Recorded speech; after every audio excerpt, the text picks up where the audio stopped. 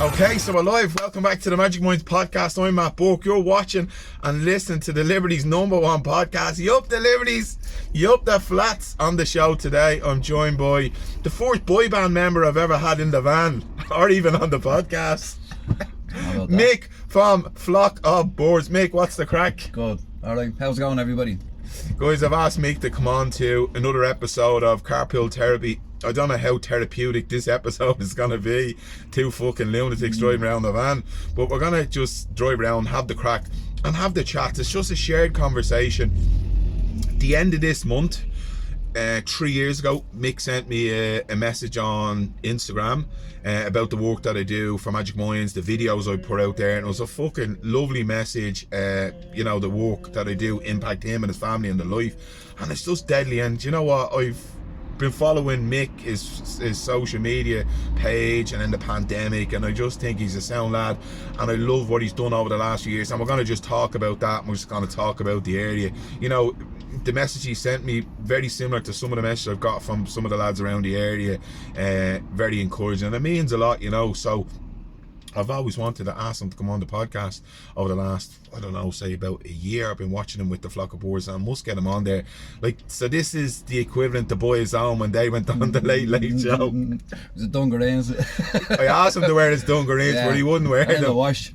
So yeah, before Flock of Birds becomes a worldwide success, I said I better get him on. So look, we better get going. We'll start driving and see where we go. Yeah, go ahead. So look, tell us, what's the crack with Flock of Birds? How are you getting on at the moment? Yeah, we're flying at the moment.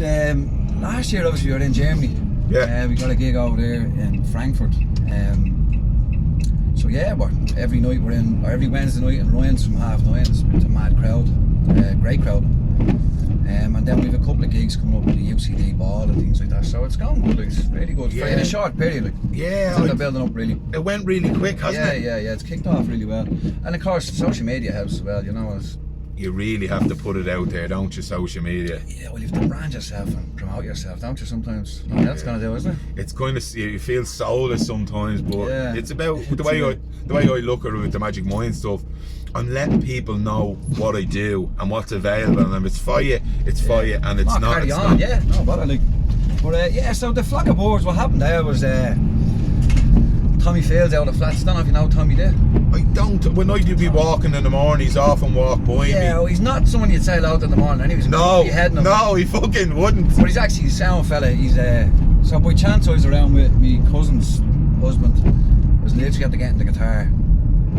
2 years ago, I think this week, when I had it, say 3 or 4 weeks, and Carl would have been shown, Carl Fagan would have been shown a couple of chords. Yeah. And I was coming back through the Flats, and Tom said, "Yeah, you play the guitar?" I said, "No, literally don't play the guitar. I'm starting out." And like, he said, "Come up to the sister's house in Tala." He says, "There's a few lads up there," and I was going, "Oh, I don't know, like, brutal at that stage, you know, like, still brutal, some people would say, but so up we went to Tala, and geez, there was all sorts of musicians, banjo players, whistle players, Tom standing with a bow on at the time, great singers as well. So literally from just gawking at the lads and YouTube, that's how I'm after coming on, you know. Yeah. And Paul is the same. So originally there was 7 of us in the band. Yeah.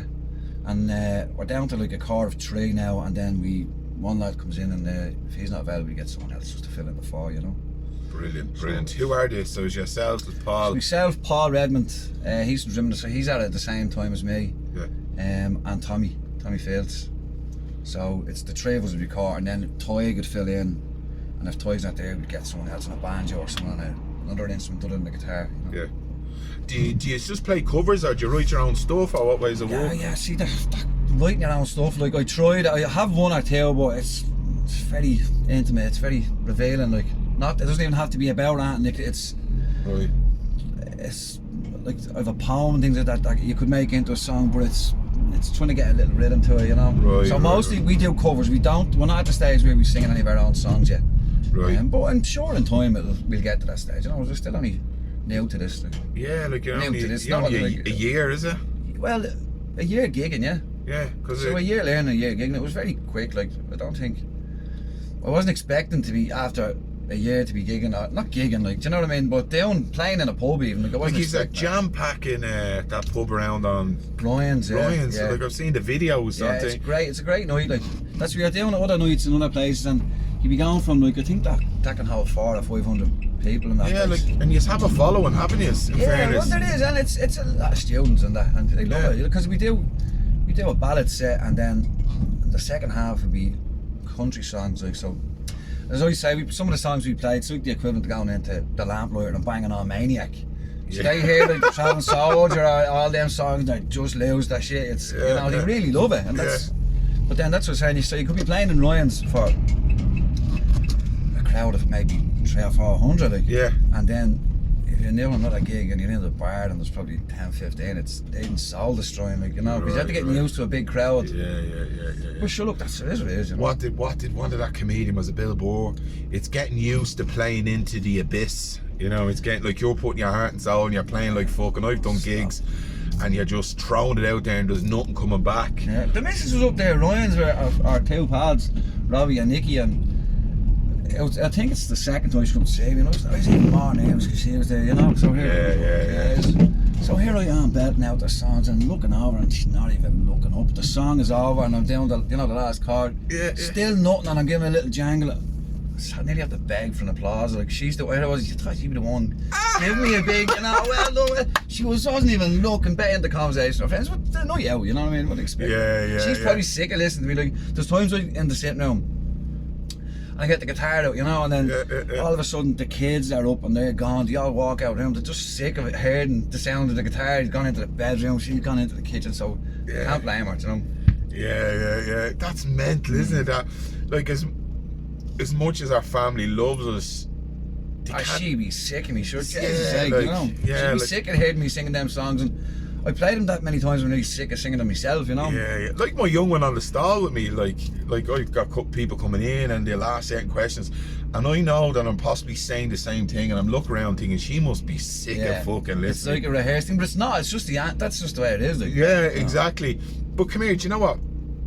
You started a band, but I started following your stuff around COVID, when COVID kicked in. Do you know, that's we talk about COVID, yeah, let's whatever. I was thinking last night, because you had said you might mention COVID, and I was going, what would I say? COVID was such a different thing for so many people, like, so mental.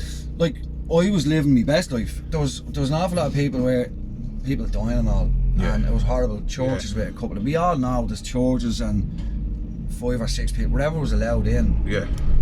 And then you'd all that crack when it was genuine, like slowly opening vaccine passports and ID and all that crack. Like a lad I know, I won't mention names, runs a pub around the area, and he knows this other fella. And your man knows he's a kid. He's going up now. He had his vaccine passport, but he hadn't got his ID. So your man says, say for instance, "Oh, your man, you got your vaccine passport? Yeah, there. You got your ID." He says, "Your ID? I know you since you're 14." This is an older lad. Yeah. But you're talking about ID. You have to ask to call me by my name. So that was like the bonkers end of it. Yeah. But when it hit first, I know we were all kind of terrified. But so what was going on in the flats was I had seen a video. A few girls in Crumlin walking around with a speaker and that. And we had said something on Facebook going, "Well, let the side down here, you know, to get their heads together, maybe do something better than that for the flats." And one of the girls, the group of that was mostly women, and they were the driving force behind it all, to be honest. So you'd yourself, Stephen Grogan, then you'd B.B. Donovan, Lorna Boylan, Bill Donovan. Who? Which two? B.B. Beatrice Donovan. Oh, okay, yeah. You'd Kelly and Lisa, Brenda Gilligan. I hope not forgetting anyone. But they were the main driving force behind that, and fairness to them. But so one of them had texted me, says, "Yeah, we're having a meeting at the island in the flats." So we went up to Wembley having the meeting, and they were going, "Right, get these prizes in here," and some amount of money they raised. I still had the job, so I was still going out the fences working. They went and they got some serious great prizes, and they got the bingo books, done all the organisation. Stephen Grogan done all the sound, and then of course me being a little bit of a show off that I can be at times. I think it was Davey said, "He'll do a Freddie Mercury," and I says, "Well, I think someone had done it Rings End first, to be honest." So it was for a bash, you know what I mean? So they drew a moustache. Actually, I was supposed to get a moustache put on, but I got a lad in my much yellow jacket, had the jeans and the white vest. I cut a t-shirt to make it look like a vest. It was in bits. Yeah. And there was no moustache, so there was black paint down in the little workshop in the flats, rubbed on my hands. It was all over my bottom lip and everywhere. It was bleeding. But that was the Freddie Mercury thing, and then it was great. You're looking down the corner block in our flats, and it was mostly all the old people there. I remember when it was scary, people crossing the road when you're walking down the road, it was mad, like. But all the elders out in the back, and they were loving it, like. So I thought I said that's well would. And then the spirit in the flats, the community spirit. Now that sounds bullshit and made up, but it really was, and it only lasted for around 2 or 3. Although we done about 6 bingos, you could feel the change after about 4. Yeah. You know, those things probably opening back up, and then maybe people were sick of it, the same thing. You know, someone was around singing a few songs, but it was great. I was proud to be from the flats when it kicked off, because I remember when I was working in the hospital and people could see things were going on in our flats, north side, south side, predominantly a lot of flats. Yeah. And it was deadly. Well, see, in flats, because you have such a huge amount of people in a short little spot. Yeah, it was like a concert.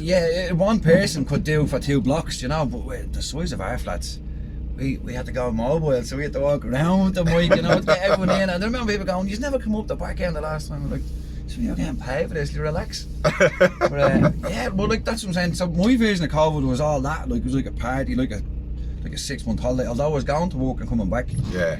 But I was coming home, and the weather seemed to be great all year round, like. And it was, next of all, there's something else there, can't open, and you're just there with your speaker. You had Greg Stafford on that night.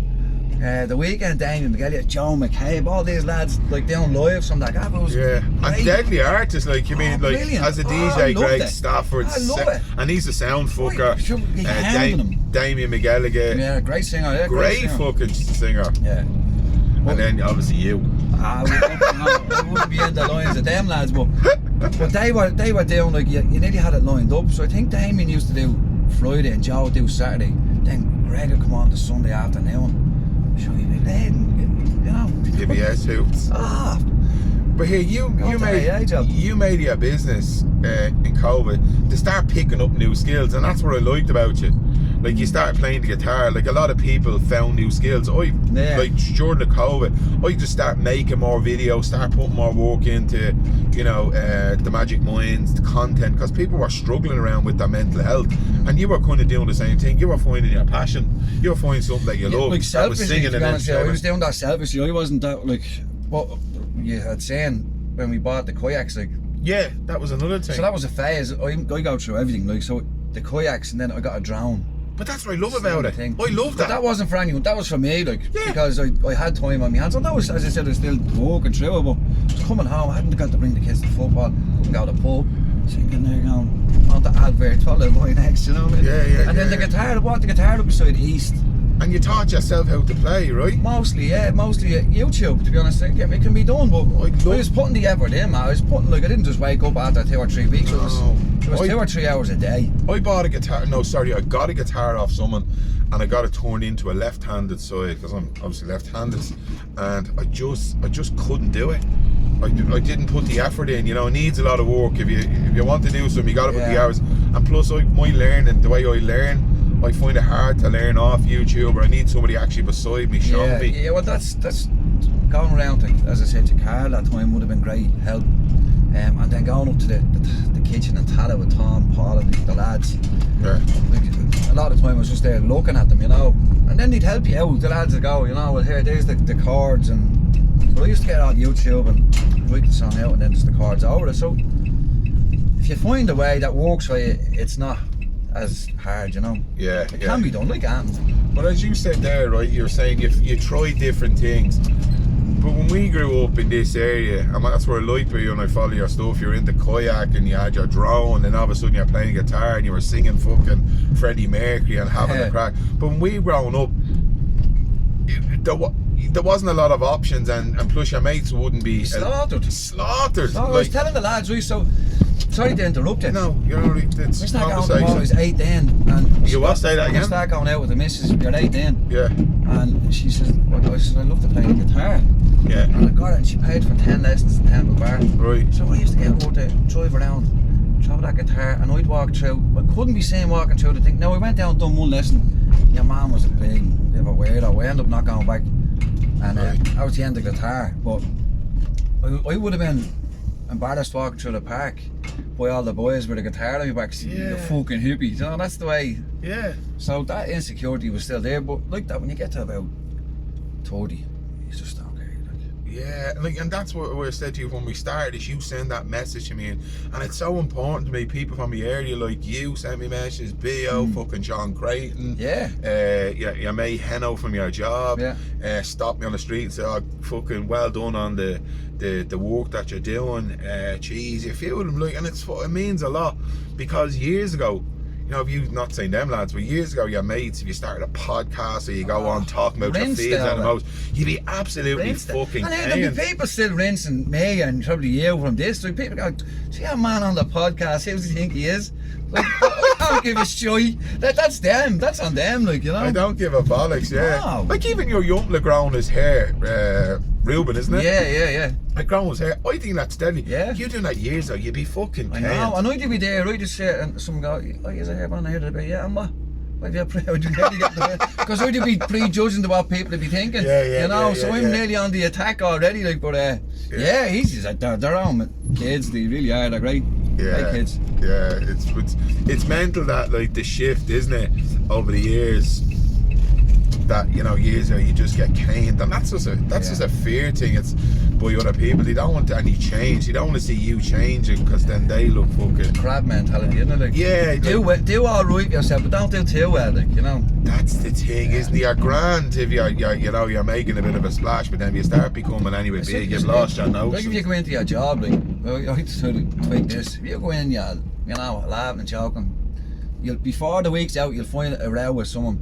But if you go in, you're all bleeding down, people kind of then feel good about themselves. They're going, yeah, all right, they're willing to help you, you know what I mean? But at some places, but if you walk around, you're whistling and thing, people try to take you down a peg, or they'll just try to drain the energy out of you. Do you reckon? Yes, absolutely. People are horrible. Some people. There's nice people, there's a lot of horrible people too, like. Where did you grow up? Well, I was born and reared in the Bond until I was 9, and then 9 or 10, and then we moved to New Street Gardens. Which was great. I remember, like, New Street Gardens, like a brand new house, you know. It was like moving to LA or something, you know. It was great, big park and football pitch and all. So that was great. And then myself and ourselves, we're living now in Ivy Trust, Kevin Street, the flats in there. So that's great as well. So, did you go from one flat? What do you think? What have you learned the most from living in the flats? Like, what does that taught you? Like, I love the flats. I didn't grow up in the flats. I'm just living there 25 years or 23 years. Still a blow in. Yeah, I've probably seen it's a blow in. But my dad lived in my dad's flat. I mean, I lived there and I moved in there. I've taught 13 or 14 years in Kevin Street, and I'd probably still a blow in there. Right. But, it's mental, isn't it? I know someone that lives in there. See, when the COVID hit, at the start, even though I lived in flats, and Oliver Bond was great people lived in Oliver, and still do. Yeah. And we had great neighbours down in the Hat and Coat department, as you call it. What's the Hat and Coat department? T block, so down on the quays, you know that block? Oh, is that down where Gail Cullen lives? Yeah. She was next door now, but that one girl, she's not. She thinks she runs them flats. But, she's fucking sounds. She used to send me lovely messages. Dead sounds. That's lovely. But she'll tell you she reared me. She probably did. But great people in them flats. Oh, I don't know about that. You asked me on this show for. But I was just stuck. No one else to come on out. That's exactly. Let me out. But great people down the Bond, great people in Kevin Street. But when the COVID hit, man, I thought that's when I'd seen the best of the flats. Now when things was opening back up, I says, they're going back to their own lives. Probably fed up as well, you know. Yeah. There was a great thing there that if you could harness that, keep it going, you know, like. But that's where there was people that were sick, and there was other people down the shops and doing things like that, you know. Yeah, that's the one thing about the inner city and about the Liberties anyway, for sure. Like, there's so much help out there. Yeah. So, I mean, I talk in workshops I do, you know, I talk about the growing up in the Liberties in the 80s. It was a difficult environment, and it still can be a difficult environment, but you get what you look for, you know, and if you're looking for trouble, you get it. But also now I know for sure, growing up, if you're looking for help, you're looking for anything, people are willing to help you. Yeah. Sometimes. What? Sometimes, I don't know, like I heard some blatant horror stories there, you know. What do you mean? Depends on what help you're looking for. Yeah, You know, it depends on what help you're looking for or what else you're looking for. You know, it can be great, it can be overblown too. I know the Liberties is great and all, I just love the Liberties, I love the area. But it can be overblown now, especially with the last 10 years, I think, with all the hipsters that they're moving in and they're blown about the Liberties and, you know. Yeah, but they'd run through, they wouldn't even get a bus through the place 10, 15 years ago. Yeah, it's become hip. Yeah, too hip sometimes that it's probably a bit misleading. What's the other term for it? Gentrification. Exactly, there's a lot of that going on. There's a lot of gentrification. But look, you can't stop it, you can do, you have to go there. But that's their reality. What was life like for you growing up in the flats? Yeah, it was mad, like it was just normal. So it was only when you move from one place to another you have some sort of judgment on it. Would you say it was a difficult experience or was it a happy experience, or what way would you look back at it? Or would you say it's a mix? I'd say it was a mix, like I wouldn't say it was all sunshine and rainbows, but it was good. Like I'd me pads in Albert Bond, then I'd me pads in New Street, and then by the time I left New Street, sure I was with ourselves then, and then we had our mates then, you know, we used to all go to scholars, so everywhere I went I found friends, but I'm sure for other people it wasn't as good, like anyone, you know, like even any flats today, it's like there's parts of it good and bad. When I look back, and that's the same when I talk in workshops, when I talk about my past, I don't want to paint the picture that it was all bad, like difficult times, and it shaped me. But there was also fucking great times. It was an adventure. Great times, because like the flats would have been your park. Some people you see on a road or a street, and they have to stay on that road or street. Where you walk around the flats, there's hundreds of people. And what was that building behind the flats? You know, down Gangos. there. Gangos, yeah. Mad old spot. We weren't allowed in there now. Yeah. Yeah. But like I like that as well. You can be desensitised to a lot growing up in flats like Albert Bond. Like I remember all the marches and the concerned parents against drugs and all that, and then you'd be looking out the window and you'd see women's handbags getting snatches and, you know, all the drug problems that came with that as well. So it wasn't like people would say, yeah, they're great, and they are great, but don't forget to mention the other side of it too. It was quite horrific and that's what I mean, revealing to a kid of 8 or 9. You're looking and you nearly know what that's all about at that age, which I don't know if it was a good thing or I don't know if it's a bad thing. Time will tell. But I'd seen I don't know, I'm gonna say close to 10, maybe 10 people ODing. Well, by the time I was 12 or 13. Jesus, that's fucking a lot. Like, do you know what I mean? There was a place behind me ma's gaff, it was called the Butterfly, Hanover Lane. So between John Dillon Street and Francis Street, down where my ma lives, you go up that road there was an old dump called the Butterfly. It was a small wall, and lads used to jump over there and go over there and bang up. Terrible, and we used to be always in there. I get over my gaff. Or a look like? No, just we'd play in there. That's what that was like, our little adventure. Like we built a camp and all in there, me and me pal on the road. And the amount of lads we see in there that'd be like banging up, and then they'd obviously OD and all, like into like. And that's the thing about growing up in the Liberties in the 80s for me, was there was all of that. Yeah. Like, and there's things that... But that has to be mentioned as alongside. Oh, yeah. It was great, we all had nothing, but we had each other. Well, there's another side to it other than that, you know. Yeah, and I acknowledge that. Yes, it wasn't just Angela's Ashes, we had nothing, but we were happy. You just had nothing, but then there was a lot of crime and a lot of drug problems, you know. Huge, like, and sometimes you can look like the Liberties with rose tainted glass, you know, that it's all great. That's but there was troubled times, and I mentioned that, but it wasn't all of that. No. Like now, it's not all of that and all of this. Yeah, it's a mix. There's a mix. Like, there's difficult times or just difficult places, and there's trouble. But it can be like, not contradict myself, but it can be good to build character and see both sides of the coin. So when you hit your 20s, you're not just coming from Foxrock where everyone comes in with a briefcase, and you see what drug problems lead to, and you can see violence where it leads to, and then you can see what with friends and things like that. You know, you're getting a little glimpse into all sides. Yeah, no, as I say, when I do talks and I do workshops, I say, like, yeah, this used to be my poison, the trouble that happened to me, the bad things that happened, all that. But now it's my potion because I have lived experience. Yeah. I've gone through it. I understand. I understand struggle. I understand fear. Do you know what I mean? Yeah, we grew up in this, and we might have had the crack and all. But there's a level of fear.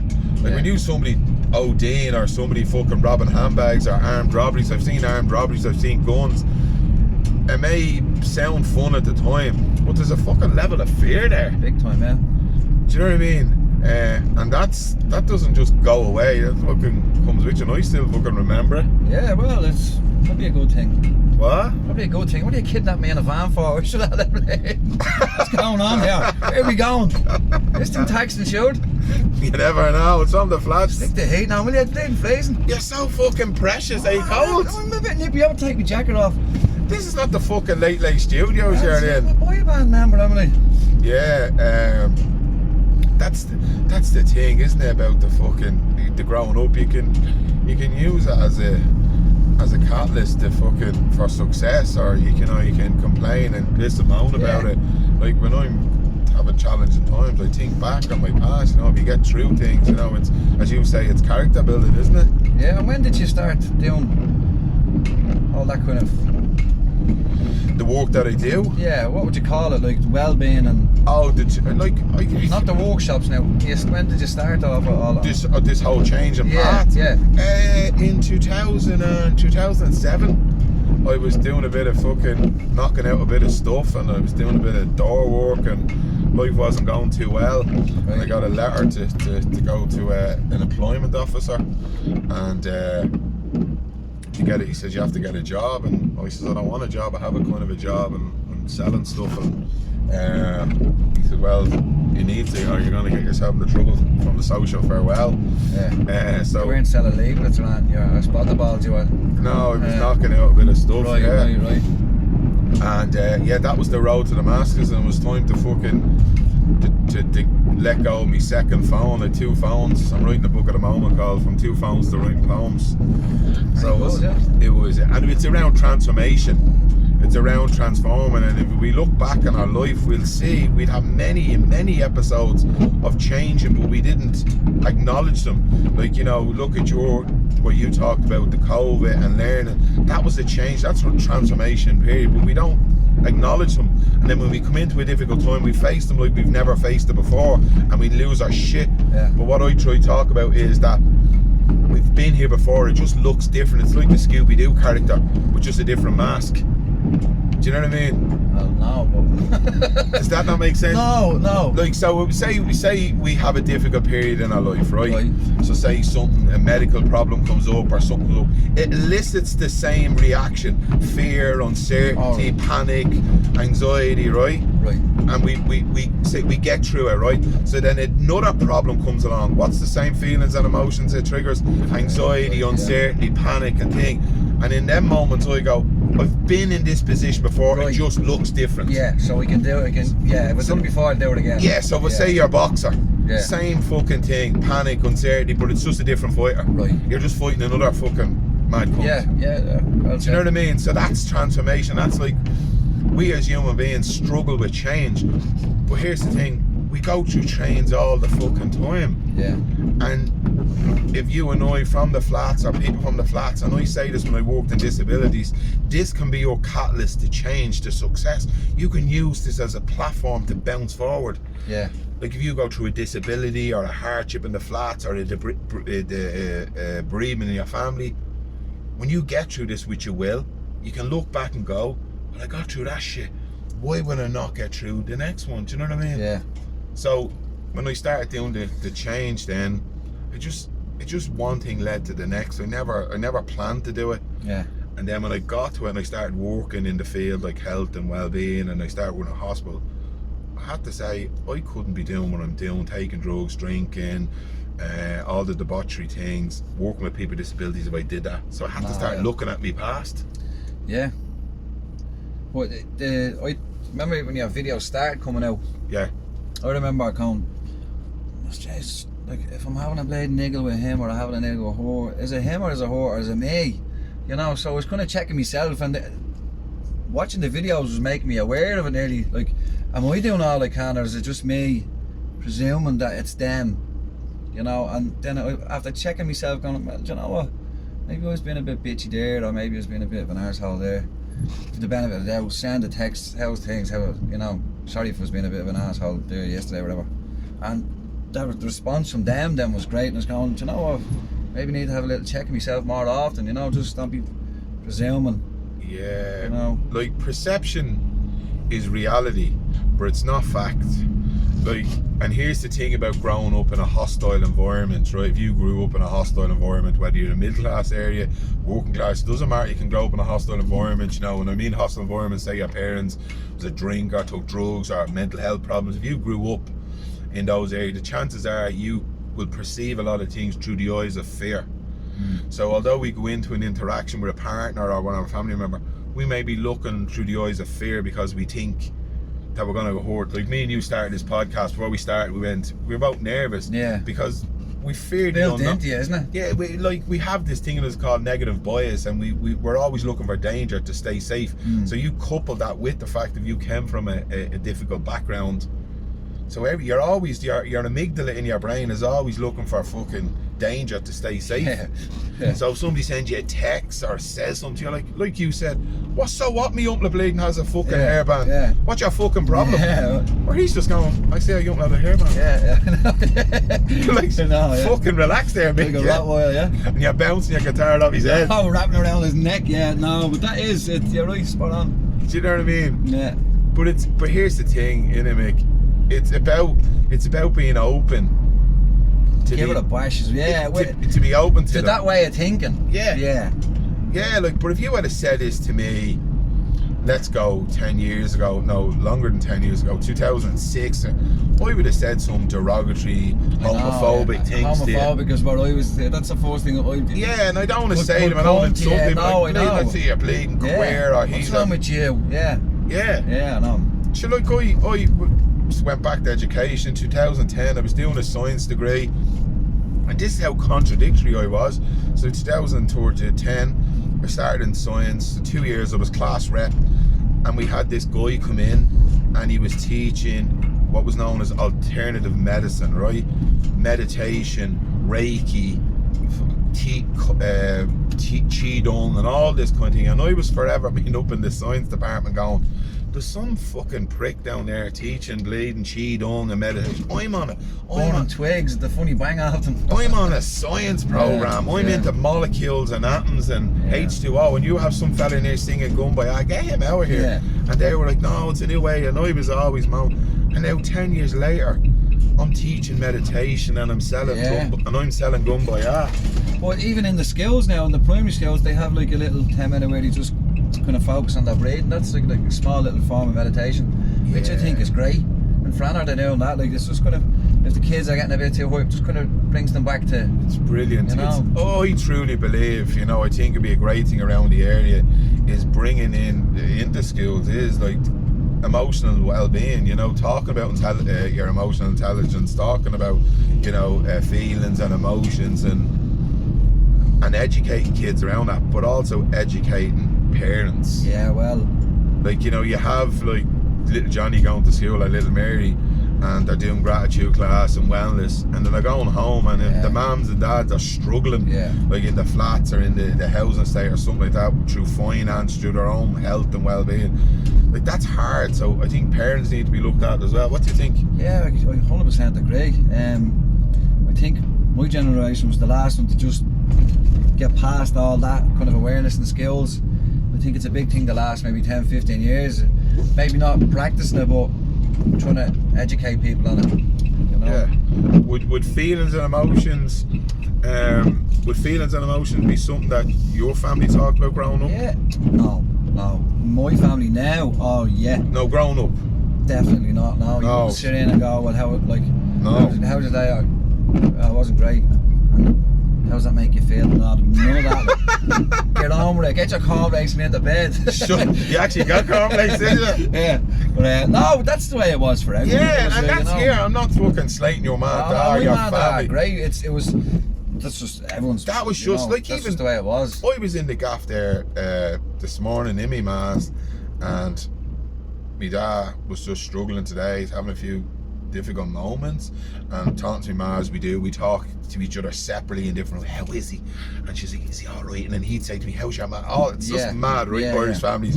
So I was talking to my ma was like, oh, your dad was going to say something the other day, and he says, can I say something to you? And my ma was like, not today, if it's going to hurt me feelings. And I looked at my ma going, in my mind going, are you for fucking real? He wants to tell you something. But I had to be mindful that's a difficulty for her. Although I'm all about feelings and emotions, she didn't grow up in that area. It's a big change as well. And my man's like, should I let him? I says, well, man, you can't be his counsellor and his lover and his wife.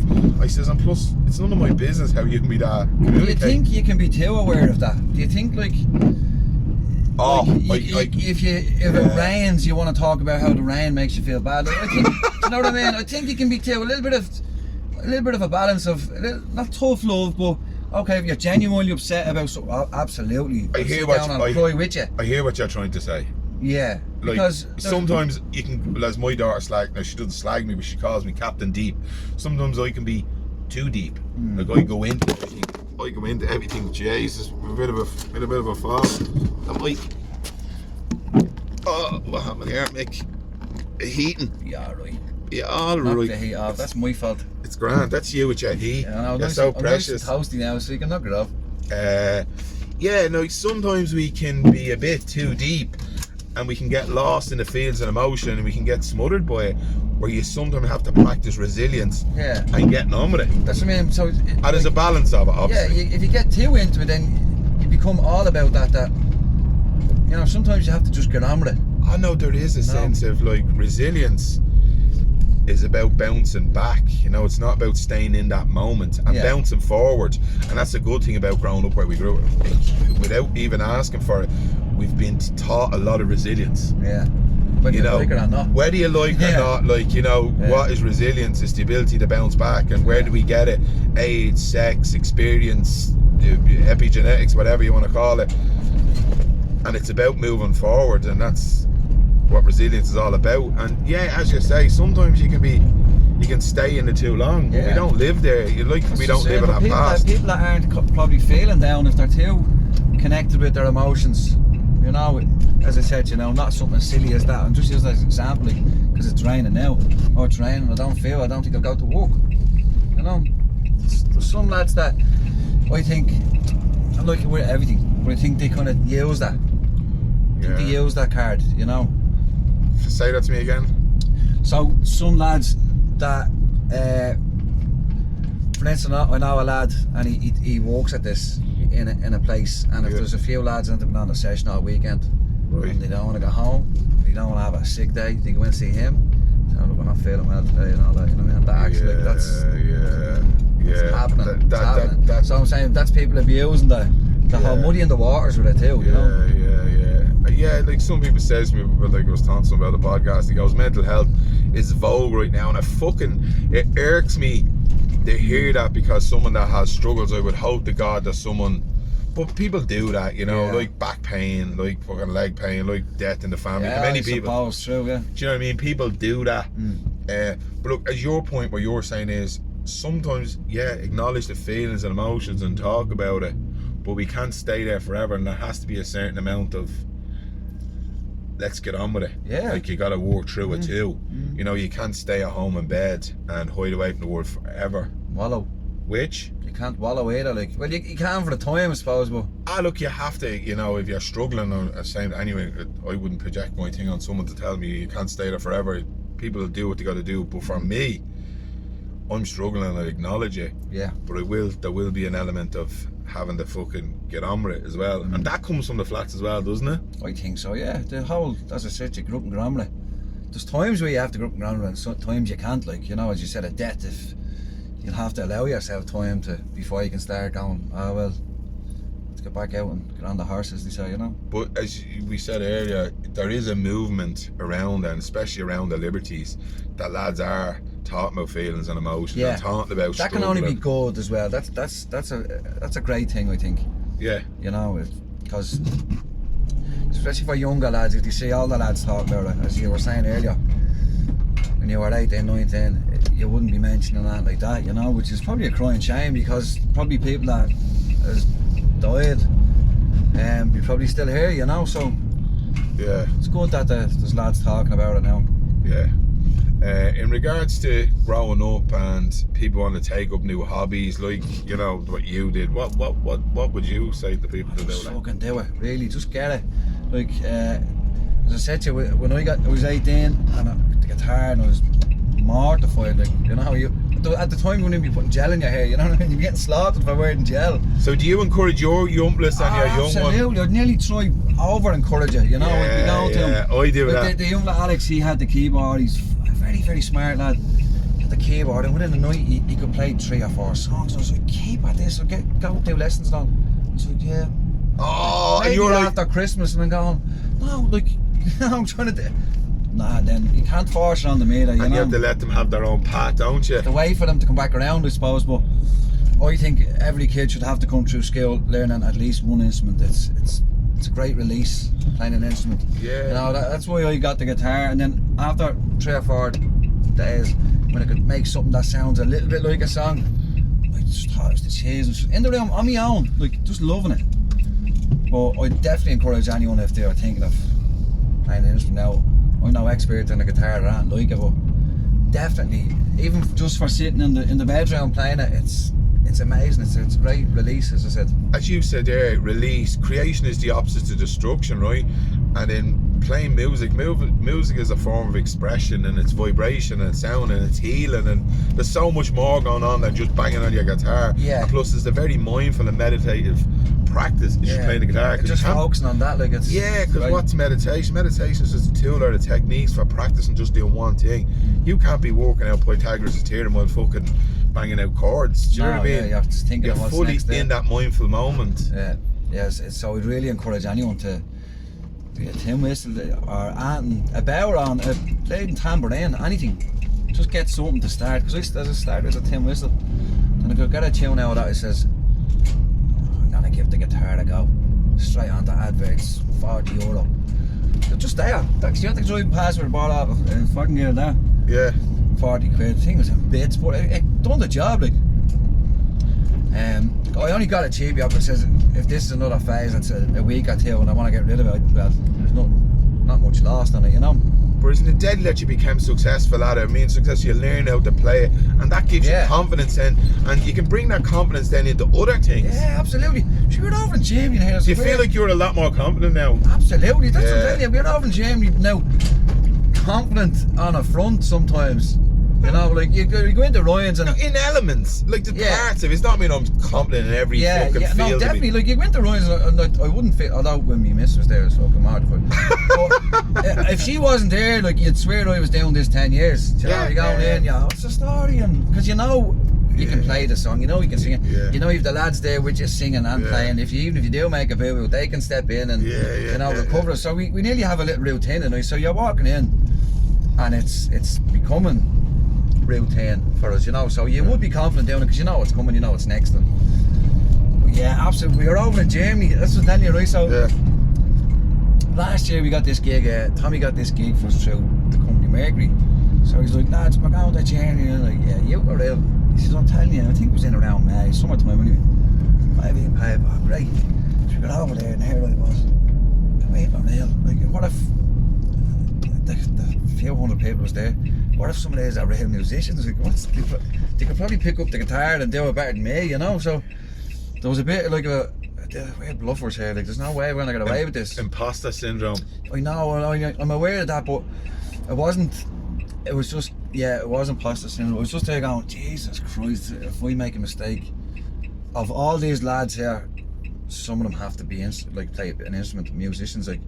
And I'm sure they're looking at, but then I got over that. I'm sure we thought it was Ronnie Drew on the playing stage. You what? I thought it was Ronnie Drew then on the stage. Fucking brilliant. Loving it. But yeah, I couldn't believe it. I was like, I thought it was a wind up, and then all of a sudden I can't fly out. Good luck out of Dublin Airport. I couldn't fucking believe it when I seen you. You know, it's like, that is incredible. The very first gig we done was in the Liberty Bell. Yeah. Throwing the bell was dead sound lad, you know. A really nice lad, and George actually gave us the start. Yeah. So we done a couple of Monday nights up there, and then from there we went to the 4 provinces. Your man Four Plows as well, another lovely fella, like. Yeah. And he's like, come in lads, he says, and then give us a few gargles and so we are building up and a little kitty then. So then from there came the Germany gig, and then we got the Ryan's gig. Tom got that Ryan's gig. Tom was our, I call him the Colonel Parker, you know, he goes around, he's our Colonel Parker, what, you know. He's the Did you see that film Elvis? I did. What do you think? Yeah, that was good, yeah. I loved it. Yeah, I thought it was good. I saw that live you had, didn't it? Yeah, no, he's heartbroken now watching it, but an absolute genius and such a performer. It was incredible. Yeah, well, my old lad's a big Elvis fan anyway, so... What did he think of it? Yeah, he's very critical, you know. It was alright, he'd tell you, you know, he didn't think it was great. Yeah.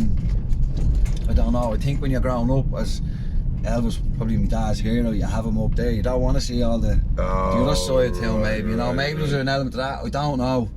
But yeah, I thought it was a good movie. But anyway, Tom was our Colonel Parker. Tom's going around scouting gigs left, right and centre.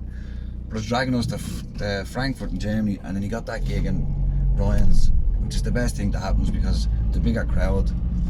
It's a super night. Sadly, I interviewed a guy called Steve Gunn. I interviewed him over. He's an actor. He was in Fairly Shitty, and he's done other stuff and yoga and blah blah. And I remember saying to him, met him yesterday. He came into the market. And I said, one thing you said to me was very profound in the interview. I said to you about people, you know, playing gigs in Temple Bar or Wexford till they make it. And he said to me, that's making it.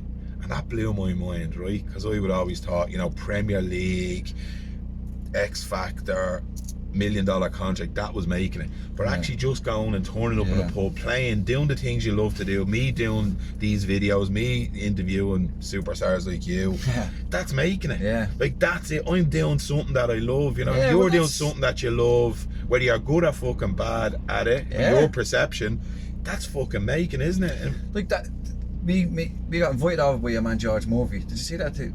Then the Rising Suns, George Murphy. Anyway, he'd be Premier League at what we're doing, that gigging thing. Yeah. Now, I know you're saying we made already, and you're right, we did. Yeah. But as soon as I can play a song in the bedroom, I'm at the making it, because that's what I wanted. Never mind all the gigs and all that. Yeah. But this fella had seen our video. We went to see him before the Christmas up. He was upstairs in the Four Plows. He was real intimate gig. It was Debbie. And he happened to tell me loads of time for us now. He came over and he was like, hello lads, he's doing well. He gave us a follow, and one of our songs, he gave it a share. Now, anyway, he invited, Paul runs the Instagram page. Yeah.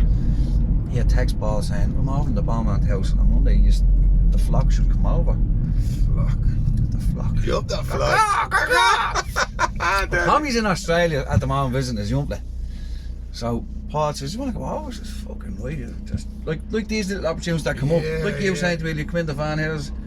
I said, fuck it, yeah, give it up. Your saying says, fuck it, why not, is it? Yeah, fuck it, why not? That's the song, yeah, fuck it. But we went over there, and these lads are, well, to me anyway, they're top ranks. Like, your man was on that Ireland's Next Star or something like that a few years ago. He's toured in Ireland and the UK now. But myself and Paul went over. That's what I was saying. So myself and Paul was only 2 years playing the guitar, and we were able to hold our own with these, as I'd say, proper musicians. Yeah. Extremely talented lads and singers. And they thought they were very complimentary to us too, which I thought was I left there thinking, am ballads, you know. Deadly, isn't it great? And that's like why you interview you for the podcast. We're out to been talking now for 48 minutes, and we're covered feelings and emotions, doing new things, fucking doing the things you love. You know, in spite of having a difficult background, in spite of your fears, in spite of the voice inside saying, I'm shit, I'm crap, I'm not good at this, I shouldn't be here, you still went on and done it. So if anyone's watching this podcast, that's why you're watching it. Like, I listened to Frankie Gaffney. He was my first interview on the podcast, right? I listened to Frankie on TV3 or something like that, and he's articulate. He wrote a book, and he had an inner city accent, and I says, I sound like him.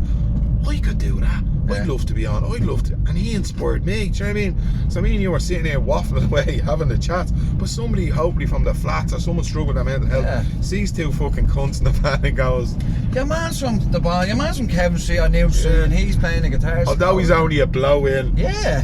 Do you know what I mean? Yeah, I see your point. Yeah. Well, hopefully if someone does say, I'm sure if the lads in the booze will let me know the other side of it. But, and even your kids, I know they're probably sick of you, but what I'm seeing, like, kids do what we do, not what we say. So if they see you taking a chance, putting yourself out there, trying new things, they'll be inspired. Do you know what I mean?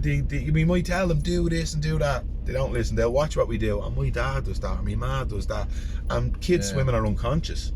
Monkey see, monkey do, I suppose. Don't be rude to your neighbours, and then your ma's out throwing bricks at the fucking neighbour. Do you know what I mean? I grew up with that. My ma be like, fucking. Then my man, that fucking great. But do you know what I mean? Kids see it, and my kids see me being kind to people or me being fucking erratic, and spreads into them, Yeah. So look, we're 53 minutes. What's the one thing you would like people to take away after listening to this interview or this chat? It's not an interview, it's a chat. Well, people will probably take away what they want of it anyway. Like, some people probably go, they spouting at them again. But what you touched on there at the end, if there is someone watching it and they would like to learn an instrument or that, like, I'm not just about an instrument, but they take what they want from it. As the saying goes, some fella tell you I'm loveliest fella in the world, another fella tell you I'm a shite bag. Believe them both as what's the thing?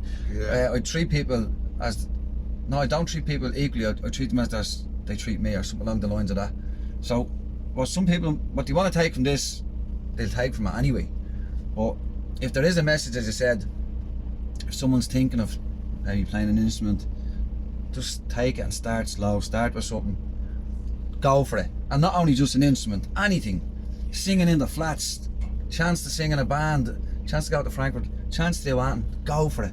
You never know. It's a big thing, isn't it? It's like, as I say when I talk in jump schools, in the deep end. Beyond the wall of fear is great success. I mean, if you taste, as you says, you hit a note one time and you thought you were deadly, that is the motivation. It's unreal. You want to do more and more, and that, like, it changes biochemically in our brain. But isn't it mental what stops us? It's our own fear.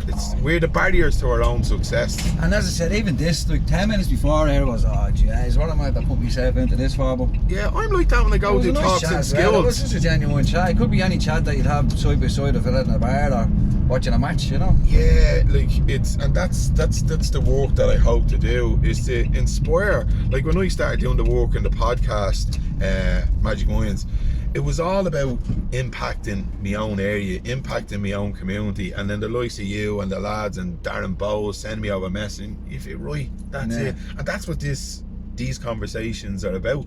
It's about trying to inspire our own, and then we build it out.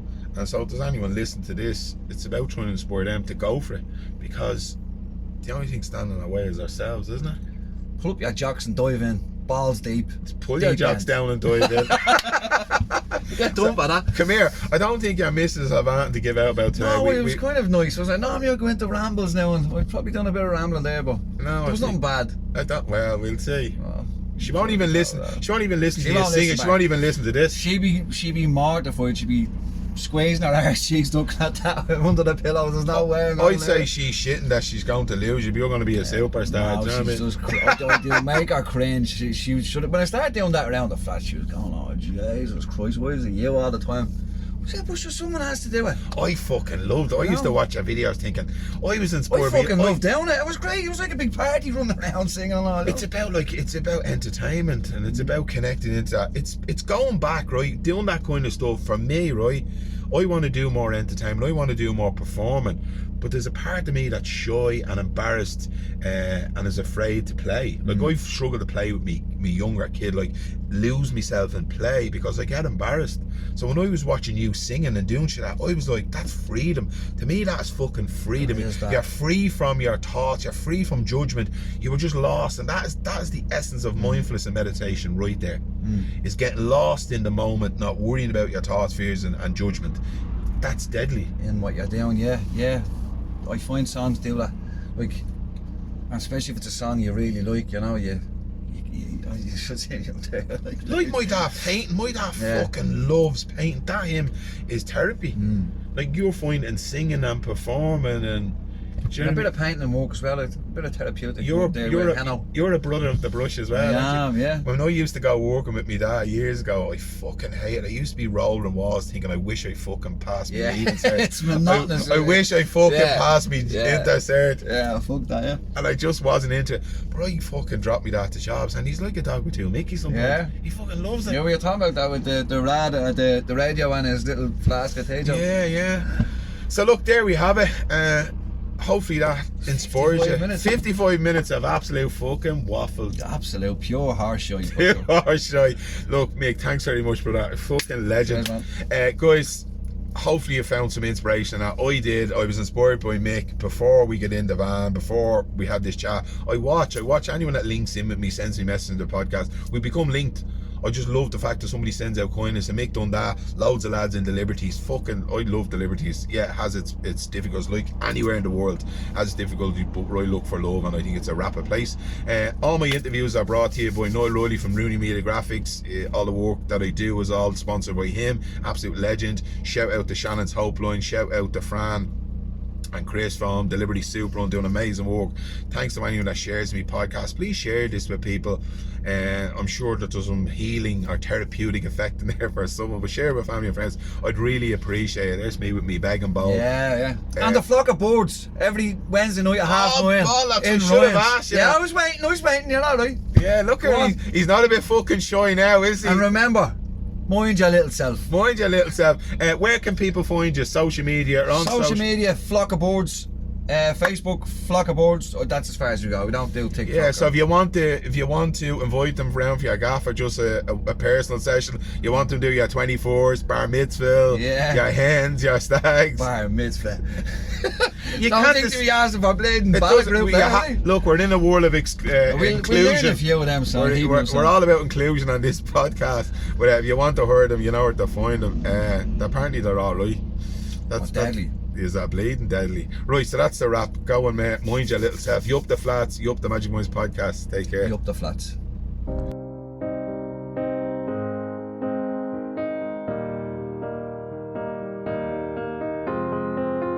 I will run, I will climb, I will soar. I'm undefeated. Oh, jumping out of my skin, pull the cord. Yeah, I believe it. Oh, the past is everything we were. Don't make us who we are. So I'll dream until I make it real, and all I see is stars. It's not until you fall that you fly. When your dreams come alive, you're unstoppable. Take a shot, chase the sun, find the beautiful. We will glow in the dark, turning dust to gold, and we'll dream